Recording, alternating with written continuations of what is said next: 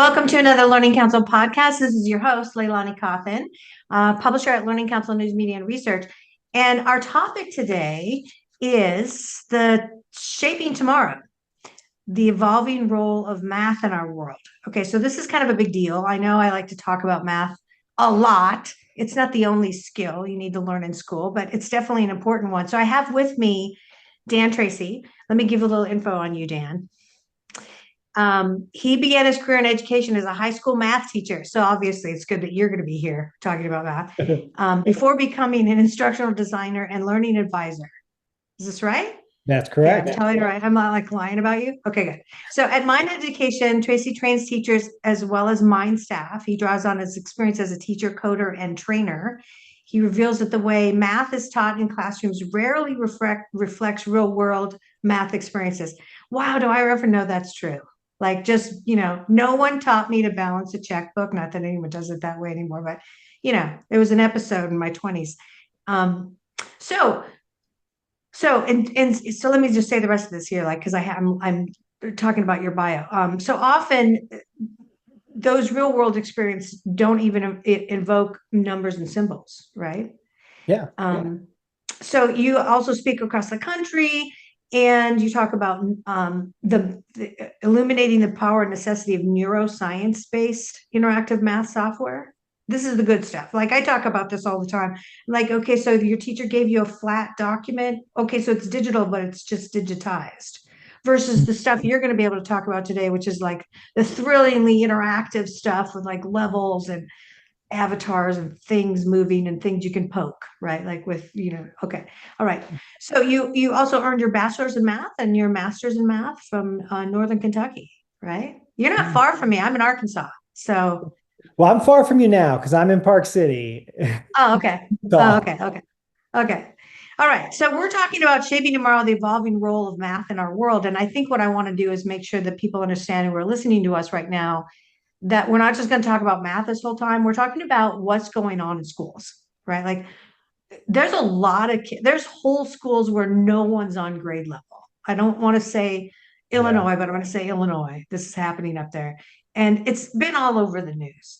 So this is a serious moment where we have to say, what are we doing to prepare our students for the challenges tomorrow? Math educational, what's different? And we're going to sort of explore the shifting role of math and the innovative approaches, game-based learning, like that's kind of the vibe they're on at this generation anyway. So I think there's there's a lot to talk about here. So let's get into the first question I want to ask you. And I'll take a breath and let you talk for a minute, Dan, is that we know math education is evolving in response to the changing needs of students in the world around us. So what are those biggest shifts? Like, do you see what I'm seeing? In other words, what do you say?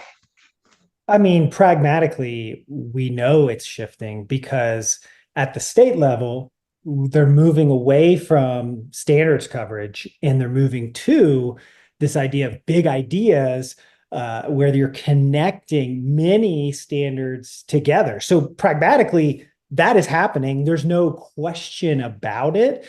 So like for instance, California, they even call them big ideas. They're building them into their framework. Georgia just implemented something very similar. So we know that the shift towards this collective big idea of how the standards fit together is already happening. And that's largely because you kind of see like one of the restrictions of language is that it actually happens in linear order. Like you don't read back to front. And and part of why we loved it when you're a kid, you loved those like choose your own adventure books is because you'd like skip ahead really, really far. Yeah.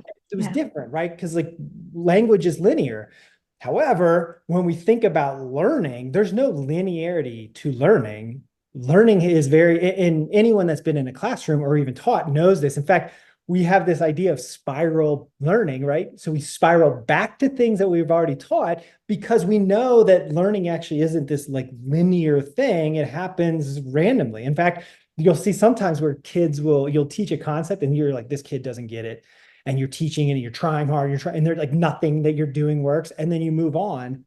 And like 2 weeks later, the kid like knows it better than anyone else. Like, how does that happen? And it's because there's not this linear pathway to learning. And I think states are starting to recognize that and to actually build that into their frameworks. And then as publishers, now publishers are having to respond to that, and they're having to like actually look at the standards differently. And they're saying, how do we build schema rather than cover the standards? And that is the biggest shift, and it's happening at a systemic level now, which is really encouraging. So as an organization, we at Mind Research have been doing this for a long time, trying to convince people of this idea, but now it's actually happening at a very large scale. And it'll be interesting to see how publishers and school districts react to that. Okay, so I want to get into that, but what's the impetus for that? Is the impetus the fact that they dumped a whole lot of standards on everybody everywhere, and there was like a bajillion of them, and then people stepped back and said, "Oh my gosh, I got to build every single lesson. I'm not even an instructional designer as a teacher, and we're all 3.3 million teachers are going to do this on their own in a completely duplicative manner, nationwide. Everybody's going to build all their own sixth grade math." Um, that was a ridiculous overthrow of what used to be in the textbook world, which was fairly linear, but sometimes there's a few big ideas in there, right? But now, so what happened when they did that is that everything sort of slowed down, and people stood, looked at each little piece of each little standard and made a lesson. And then another, each little piece of thing and made a lesson. And then each little piece of, so now they're saying, no, no, no, no. We have to take a whole bunch of things and dump them in the soup and mix them around and do and have a thing come out of that. And so we can have a pattern or less lessons so that it doesn't take so long to get to where we were going. Is that, did I say that right? Is that the impetus, what we're looking at, what's going on? Well, I think the starting impetus is only a third of kids leave high school proficient in math. And proficiency is a It's very failure low is the bar. Like it's impetus. a very low bar. So like perhaps something's going wrong, and perhaps we actually want to address that. And we tried this idea of like progressively standard by standard covering it, and it doesn't work because standards are interconnected. Like for instance, Ah, you can if you know number line, you can take your understanding of number line and jump off that and learn fractions on a number line, and then you can learn multiplication and counting and addition on a number line. And so the impetus is you can actually accelerate learning, because if you have a schema around one thing, you can take that schema and leverage it to learn a new idea. And okay. by separating individually the standards, you actually take away that powerful mechanism for learning. Okay, so let me say this. Because originally I was really excited about the academic standards. The consumer markets and parents everywhere were upset about it. They're like, standards, rah, they were people, Common Core, we hate it. Pitchforks came out, right? And it was a horrible thing. But when I originally looked at them, I looked at them as a coder. And I thought, well, this is really awesome because it's now broken down into little bits of code Yeah. that can stack on each other. And I think with that way, so it's very linear. You can like stair step your scaffold your way right up to what you need to know. That made sense to me because it's like you've Yeah. now broken down a code for what to get to. But what you're really saying is one of the reasons that doesn't work is because code is something you do in lines, one after another. It's sequential, but the mind is a mesh network. It Yeah. has it's internodal. In other words, like one thought will connect in multiple places to other thoughts, and then the electricity in the mind runs across that multiple nodal mesh, right? It zigzags all over the place. It doesn't stay in one line. Am I right? Am I getting that right? Okay. Yeah. So here would be a great analogy of kind of this idea. So like a basketball coach is teaching a young student how to shoot the basketball properly. They will say things like, okay, so you want to put your feet shoulder width apart, and then you're gonna squat like you're sitting on a chair. Okay, well, why are you talking about chairs when you're teaching about basketball? Yeah. Because what you're doing is you're taking their schema around sitting and you're saying, okay, now I'll take that and I'll apply it to this idea. So we have everyone intuitively knows this idea, and we ran away from it because us type A people are like, well, if we make a checklist, we'll just accomplish the checklist, and we'll Yeah. knock education out of the park that way. And it just turns out that that's actually not a really powerful way to learn at all. Well, what I love is the analogy between the difference of the human mind being a mesh network of thoughts, right? The way it,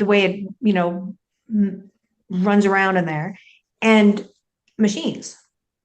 this, we're right now talking about the difference between teaching a machine and teaching a human. And so you just said, we basically what you're just saying right now is we just turned the corner and we've realized we're not teaching machines, we're teaching humans. That is huge. I don't know if you know how huge that is, but that just struck me as like the hugest thing ever. And I'm super excited about it.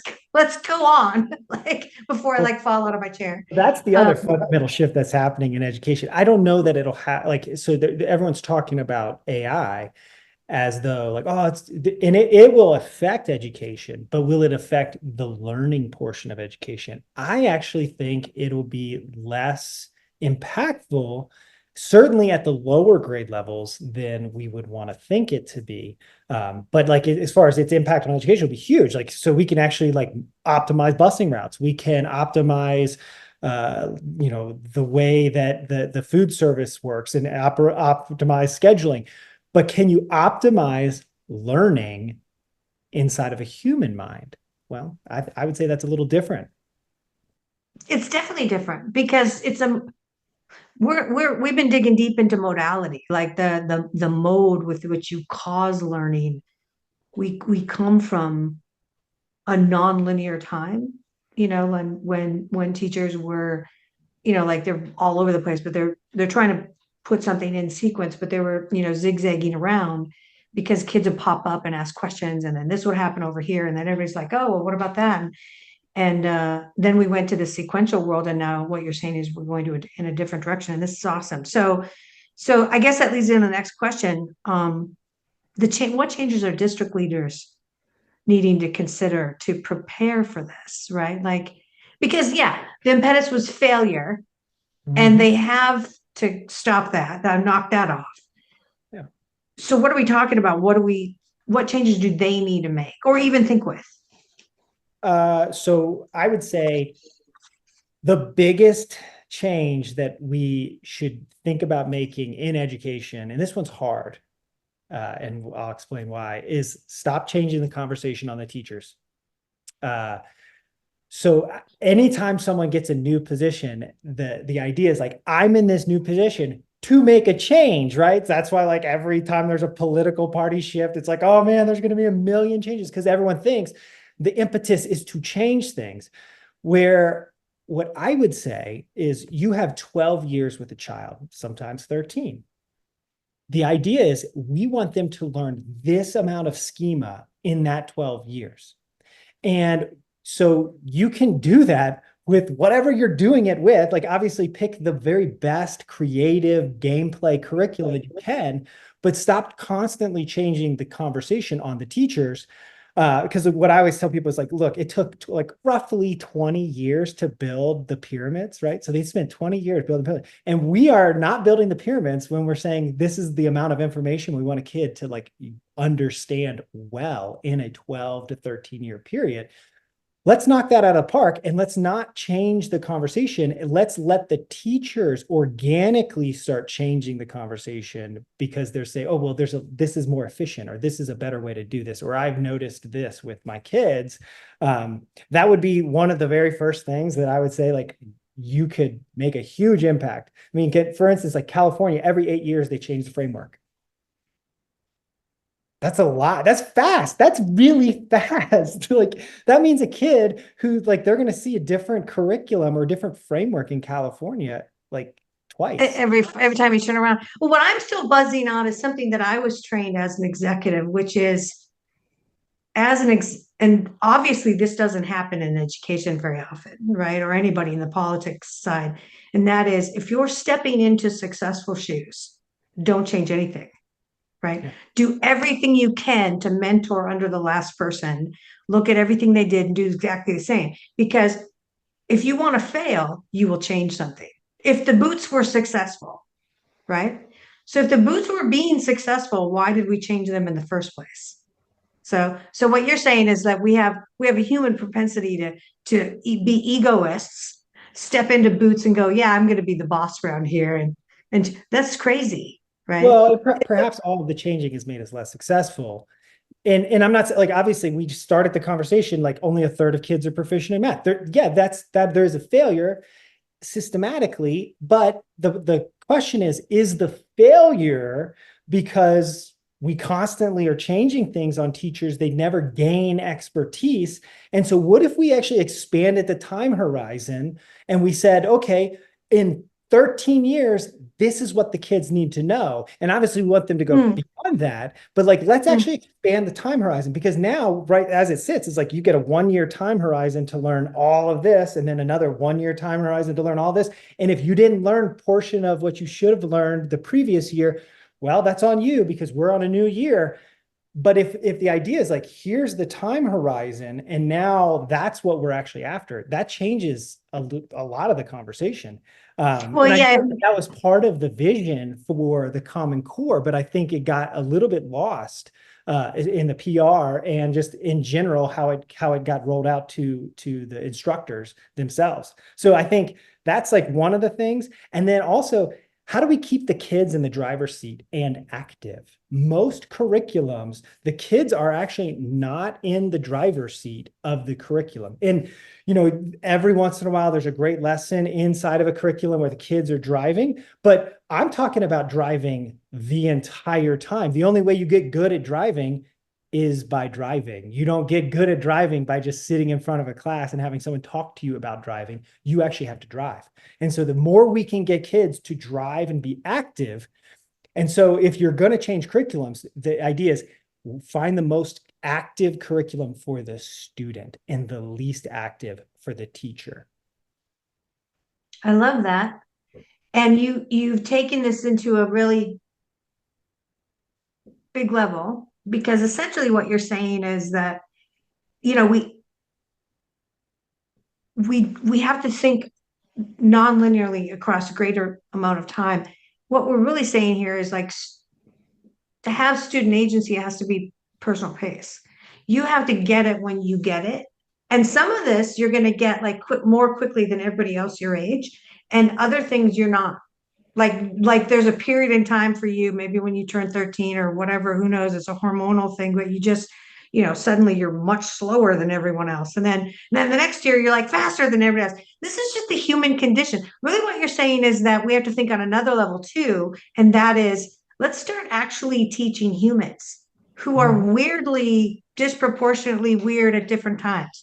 And some of them are smarter today, and the other ones are not smart. They get any sleep, they didn't eat well, whatever's happening with them. It's just, we can't run them as a manufacturing line. It doesn't work. They're humans, they have mesh network brains, and it starts with them being involved in it. So let's go back to this user interface idea, because I think that that's a really critical one. So when we talk about the crucial focus of how students learn math, we're talking about agency and what they learn and their ability to develop what sort of skills. Like, what are we asking for them to do? Problem solving, blah, blah, blah. Tell me about that. Well, I mean, the most important skill is to be able to critically think, to take multiple things, put them together, and think of something brand new. That is what we want every single kid to do. That kind of creative reasoning is what will change their interaction with the world, and then their shaping of the world around us. So we Yeah. actually the golden ticket, and this is so everyone says, oh, like math. You hear people say like do the math, right? But Mhm. simultaneously, people will say math is really cool because it's the universal language. Okay. So no one has said do the English. You've never heard that statement No, ever. So no. language is used to describe things and to communicate ideas back and forth between human beings. So if math is the universal language, then what we should gain from that is that it is used to communicate ideas and describe the world around us. That's the idea. And so there's no doing the math. You can do the calculations, and that's really important. And I'm not discounting that. But what math is a particular way of thinking and describing the world around us and then communicating those ideas to one another. So we want Mhm. kids to be able to do is actually take ideas that are novel to them, understand them, and then reapply them to something brand new. That Oh, is mathematical thinking and critical, like that critical problem solving that we really want kids to have. yeah, we love that. Like so here's the way I'm translating that for you, to the Lonnie universe, like Leilani, is that language to me is qualities and math is quantities, which is very good, it's still descriptive, right? So if I was a 14-year-old going to a Taylor Swift concert, I might walk in and go, well, 50% of these people are my age. The other ones are the parents, right? But if I can just look at something and be able to describe it with a mathematical, percentage, then I'm thinking with a mathematical brain. Am I right? Is this where we're Yeah, going? Okay. absolutely. Okay. So how does neuroscience come into this whole critical thinking thing? Because this is hot right now, the science of, right? Like Yeah. we talk about curriculum, we're like, well, neuroscience of, and I don't understand it well enough to know. So can you talk to me about that? Yeah. So what we want for kids, what we want for curriculum, what we want for change, we want a very do it first strategy with learning. So when we talk about learning, the process that happens inside the brain, well, I guess before we do that, so if I asked anyone, how did you learn how to add or count? You cannot describe it because you don't remember because you were really young. So you actually Hmm, don't remember how that learning took place. And so, no. but but almost everyone, well, this is how you teach it. Well, again, like what we know is like that method of teaching is failing us because only a third of kids are proficient in math. So perhaps we need to ask the question, like perhaps what we've been asking is, well, this is how you teach. This is how we teach math better. But what we ought to be asking is, well, how do we learn math better? And what that process looks like is a do it first strategy with kids. Kids actually need to be Oh, doing things very quickly, not let me explain it to you and then you do it. They need to immediately start by doing things. And as they start doing things, they start gathering information back and then reapplying it to correct. So it needs to be this fail really fast. There needs to be a very low cost of failure. There needs to be you're immediately driving the ship for the students. And then what the brain wants to do is actually apply what it already knows. So there has to be a method in a curriculum where you're actually applying stuff that you already know to mm, a new problem. And a lot of times the idea is like, okay, we're going to learn something brand new today. Well, what if we said, okay, we're going to learn something and you're going to take what you know and apply it to the something we're learning. That kind of curriculum will change the way in the speed in which the kid actually learns because now they are the one doing things and they're mhm. applying things that they already know. I like this because I've, I know I learned how to cook, right? By, having to do like the measurements and the things and after a while you get a feel for it, like, and you don't need your measuring instruments anymore. I don't know how much you cook, but I like, a pinch of this, a quarter cup. I can eyeball a quarter cup, right? So I totally understand what you're saying. I'm looking at this also from the viewpoint. I'm just going to take us down a little side road for a second. This generation is on a different channel. I talk about this all the time. Generation Alpha has been digitally raised. They're stuck in their phones like 50% of their day. They're living 50% of their lives in the digital universe, right? Like they're over there making friends and Mhm. gaming together and doing things and da da da da da. And they're used to the interactivity there. Um, Not that all interactivity should be there, because some kids will be like, I gotta get off digital, and parents are in agreement. They're like, you're in there too much. But I do believe that very strongly that digital can be done wrong. It can be digitized. It's a stupid flat document. And I use that word very, stupid. It's like it is stupid. Like, well, it's not digital, it's digitized, right? You're handing out worksheets in the digital world for a kid to print and Mhm. then work on. That's a little crazy. Why isn't it interactive right on the screen? So I really think that when we talk about that doing you were just saying, Yeah. why are you doing it on the screen? Like, seriously, as a teacher, if you're just passing out flat text, flat image, flat video that's not interactive, I'm sorry, that's not digital. That's digitized, right? So I just had to take down that little road because I think part of the failure of this generation is we're not talking to them on their channel. We're not causing doingness. I just made up a word there. Doingness in their world. Their world is over there, right? This is right here on their phone, right Well, there. yeah. And so what you're describing is something that like for 20 years, we've been like, oh my gosh, please wake up to this idea. Is this Yeah. so everyone remembers this? And I use this because this is an example. It's a high school example that everyone remembers where you have a house and then there's Yeah. a ladder leaning against the house. And then Yeah. you're supposed to calculate the angle of that ladder. Everyone remembers that question, right? I don't, but okay, go ahead. Well, it's some version of that. Or everyone remembers train A is traveling at this speed, going in this direction, and train B Oh, is yeah, traveling. yeah. As everyone remembers these questions. Yeah. And essentially, and if a kid was to ask, like, when am I going to use this? Well, the proper answer is never. You're never going to use that. So, what the textbook has been trying to do is they're saying, here's the math. We're going to wrap a context right over top of the math. And when you do that, the math feels very inauthentic. What we're saying Mm. is, here's the model, describe it with the math. And that simple innovation of switching Wow. those things around all of a sudden makes the math really, really meaningful. And so to put that into context, here's a great example. If Okay. you've ever gone to a basketball practice, almost every single basketball practice has some version of this. The coach will set out cones and the kids will dribble in between those cones down the court.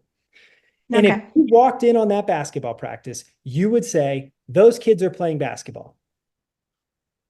But is that a real world situation? Absolutely not. Never in a game do kids dribble between cones. That is not a real world situation. But Yeah. no one looking in as an outside observer says, well, that's not an authentic math thing because it is, or an authentic basketball thing. Of course, they're playing basketball. What it Yeah. is we are just simply removing particular variables and changing them up. And the kids completely accept this idea as actual basketball, even though it's Yeah. not basketball. So that's the exact same thing we want to do with mathematics. We want to say, here's the situation, describe it with math, not the opposite way around, because it feels so inauthentic the other way around. Kids are way less likely to engage. They're way less likely to play that space. And it just becomes harder. And so one of the things we can ask districts to do is we need teachers to be inside of that play space and have activities and tasks that feel like they're doing something meaningful, but is not necessarily like one of these word problems. And you can do this with a million things. Math is like perfectly primed for this. But we need to have teachers feel like students when they go to PD. It has to happen because they have to realize like, oh, I actually enjoyed that and I learned something. Those things are absolutely applicable because a good basketball player loves practice. And so what we want is kids to actually enjoy math. And the way you get them to enjoy it is put them in a context that feels meaningful. And the way you do that is the math is secondary to the model. I like this. I like this a lot. This is very real to me. Like I hope everybody that's listening to us right now is like getting what we're saying, like not lost in the weeds.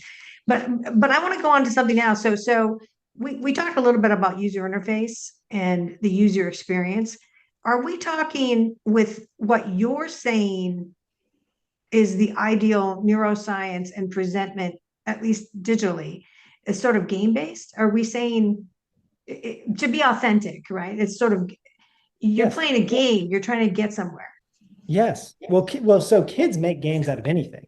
So the Yes, reason they make games out of things is true. because it helps them make sense of things. So why don't we just adopt that as a curriculum?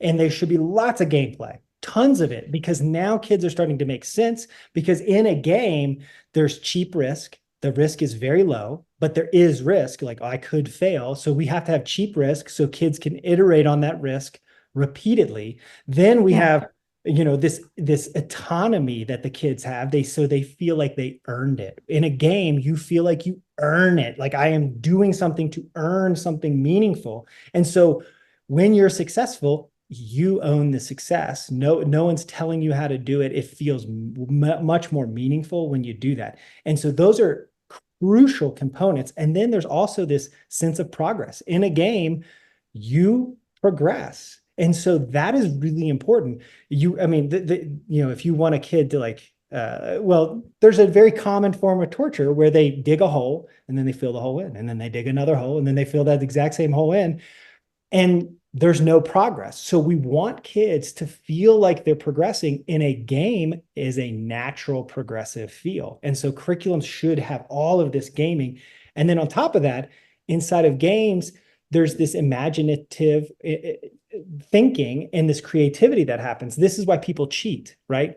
So like cheating is a function of like, I want to win and I got to push the rules to the very limit to win. So cheating is just a very, very poor form of creativity, but like in a game, that is what kids do. And so if a Yeah. curriculum, So is lying. That's why yeah, people lie. Same like thing.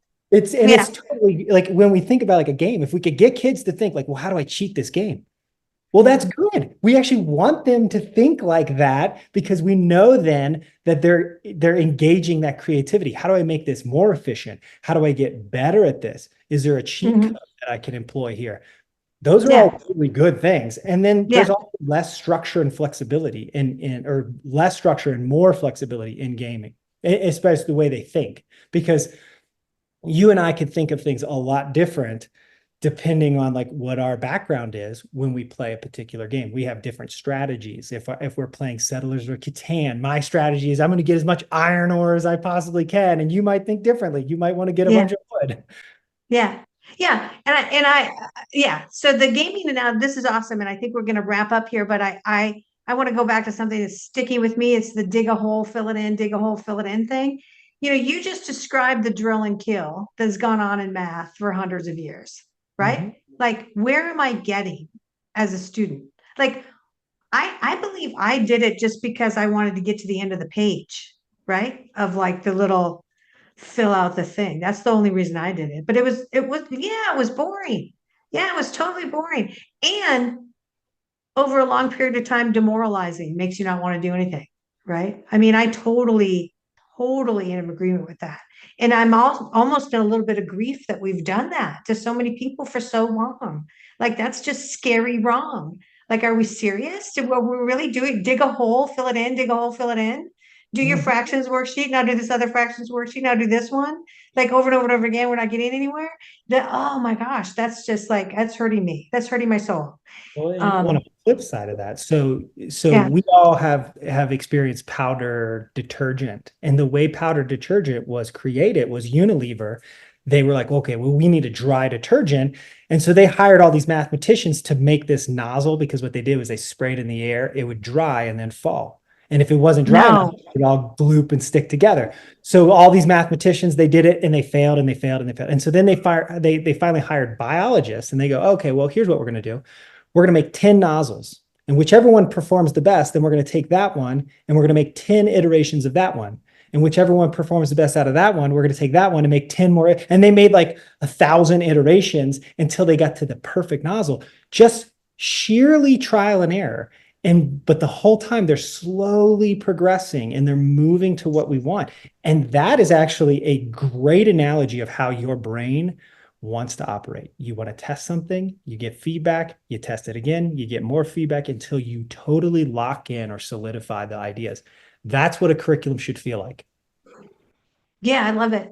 I think there's a huge analogy to food. You try it and you're like, you don't like that. You go to a different restaurant, you try that. Okay, well, I figured out my favorite thing is pizza, right? Like, so whatever. I'm just trying to like um make it real for people. But I think what we're really doing here is we've sort of discovered some things on this podcast. Let's like summarize. You want to summarize like kind of where we came from, and then let's let people know who you are like at Mind Research and how to reach you. Yeah, so I'm Dan Tracy at Mind Research Institute. You can reach me if you just go to our website at mindresearchinstitute.org. You'll find a lot of neuroscience research there, a lot of the work that we're doing mathematically there. And I mean, if we're going to summarize, the idea is like, how do we get kids in the driver's seat as fast as possible? How do we create iterative experiences where the cost of failure is very low? And how do we make the model the most important thing and math used as the descriptor? I think that last one was a big one. That was a big idea, and we're into big ideas today. So big idea. Hey, one more thought. When it comes to like teachers in this game-based curriculum, what it inevitably does is it actually frees them to actually play alongside the teacher. It actually takes all of the risk away from the teacher. And so they can actually be in an environment where they're just simply playing alongside the students.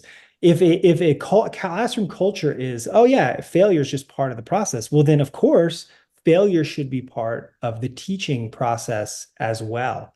And the only way you get there is if you're willing to let the kids start to drive and you're willing to say, I actually don't know how these ideas connect. Perhaps someone else has a better idea of how to connect them. And that's really how we're going to get to innovation. Innovation is not something you are, it is something you do. And so an innovative classroom is something that's being done inside the classroom.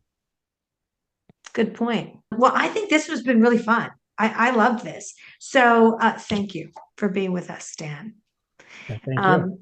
All right. And thank you for listening to another episode of the Learning Council's podcast. This has been your host, Leilani Cawthon. Keep listening, keep learning.